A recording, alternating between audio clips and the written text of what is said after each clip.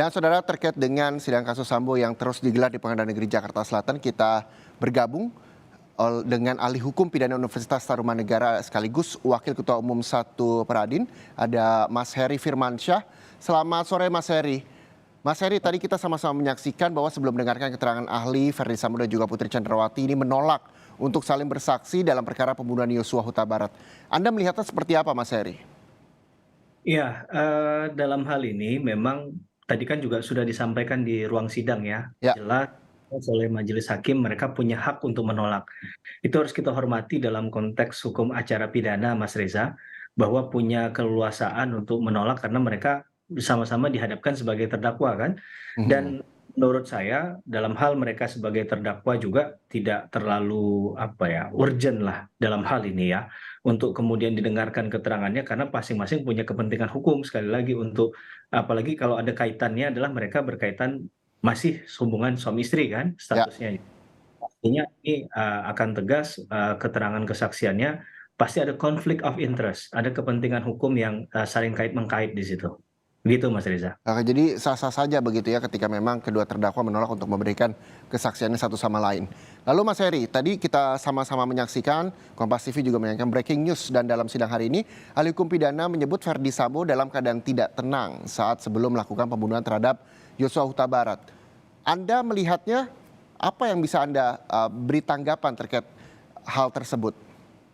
Iya, begini Mas Reza, kita jangan sampai bingung ya melihat hal ini karena kalau saya lihat, jaksa penuntut umum itu selalu membuat dengan hal yang sederhana, simpel. Tapi pihak lawan yang berseberangan tentunya, dalam hal ini adalah, penasihat hukumnya, terdakwa, semua terdakwa pasti berusaha untuk membuat ini menjadi kompleks gitu ya. Jadi Mhm. akan muncul di sana, termasuk apakah motif itu perlu atau tidak, begitu ya. Begini, kalau sebelum saya jawab yang tadi, motif itu begini, dalam hal jaksa penuntut umum tidak diwajibkan, tidak ada kepentingan hukumnya untuk membuktikan motif tadi, sehingga nggak ada perdebatan. Tapi kalau kita lihat dari keterangan ahli kemarin, mengapa katakanlah dari penasihat hukum terdakwa itu selalu mengarahkan harus adanya motif, karena ada penjelasan beberapa kali dari keterangan ahli hukum pidana itu juga yang harus kita tarik kesimpulannya bahwa ini untuk berat ringannya hukuman yang nanti akan diterima, begitu ya. Jadi clear kalau JPU tadi mengapa nggak terlalu ngotot untuk membuktikan, karena yang dibuktikan ini ya sudah, fokus pada perbuatan materialnya, terbunuhnya seseorang yaitu almarhum Brigadir Joshua. Terkait masalah tenang atau tidak tenang, ini juga kita akan melihat dari pertanyaan yang diajukan, Mas Reza. Mhm. Kalau pertanyaan itu dari awal didesain untuk kepentingan menjawabnya adalah tidak tenang, untuk menggugurkan syarat itu, tentunya tidak akan lengkap yang disampaikan. Misalnya, dicuplikan hanya, "Kalau orang ini tidak tenang, kira-kira dia bisa nggak masuk ke dalam pasal pembunuhan berencana?" Padahal kan seharusnya konstruksinya tidak dipenggal, di situ saja, harus diceritakan realitasnya. Seperti yang dipaksakan untuk dijelaskan oleh jaksa penuntut umum tadi. Jaksa penuntut umum menyatakan bahwa kalau dari ilustrasi yang diberikan ada peristiwa di tempat A katakanlah, kemudian, diinformasikan ada satu tindak pidana ke suaminya di tempat A, kemudian akhirnya dilakukan pada besoknya kurang lebih 24 jam gitu ya.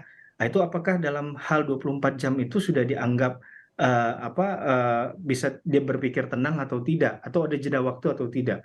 Tadi kan ahlinya agak berputar-putar menjawab itu kan, Mhm. menyatakan seakan-akan, ya saya dalam konteks bukan menilai, keterangan ahli, silahkan saja, kita menghormati semua keterangan ahli, tapi kita mencoba mencuplik dari jawaban tadi. Nah, ketika jaksa penuntut umum menghadirkan keterangan yang ilustrasinya agak lumayan utuh, nah ini kan ada perdebatan. Bahkan disampaikan tadi ada beberapa pakar hukum yang mengatakan bahwa kalau demikian dianggap, ada jeda waktu itu nggak bisa terlalu cepat, nggak bisa terlalu, lama, begitu kan. Mhm. Tapi tidak ada keterangan yang menyatakan bahwa harus 1 kali 24 jam kah, harus Iya. 2 kali jam kah.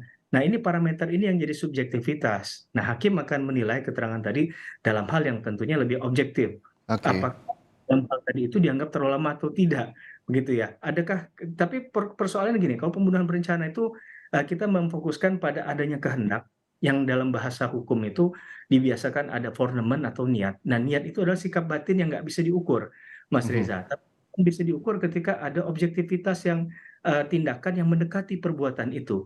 Maka hakim tidak akan menilai dari niat itu berdiri sendiri. Tentunya lihat dari rangkaian peristiwanya tadi. Apakah dari rangkaian peristiwa itu misalnya dikatakan ada tindak pidana pelecehan dari awal misalnya, apakah tidak dilaporkan di tempat kejadian perkara?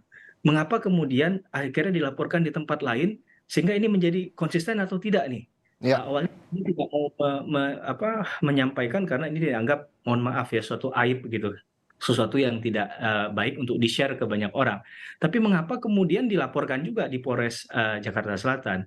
Nah ini kan pasti ada tanda tanya besar, big question mark-nya di situ. Mengapa kemudian harus ujung-ujungnya konsisten untuk tidak konsisten untuk melaporkan hal ini kan? Kalau memang konsisten dari awal nggak usah dilaporkan, malah malah malah proses yang itu akan terjadi dengan seakan-akan memang natural begitu tindak pidana ini terjadinya. Tapi ketika dari awal ada diskusi untuk melaporkan tidak, pilihannya pertama tidak dilakukan untuk melaporkan, tapi ujung-ujungnya melaporkan di tempat yang salah dan diakui sebagai skenario.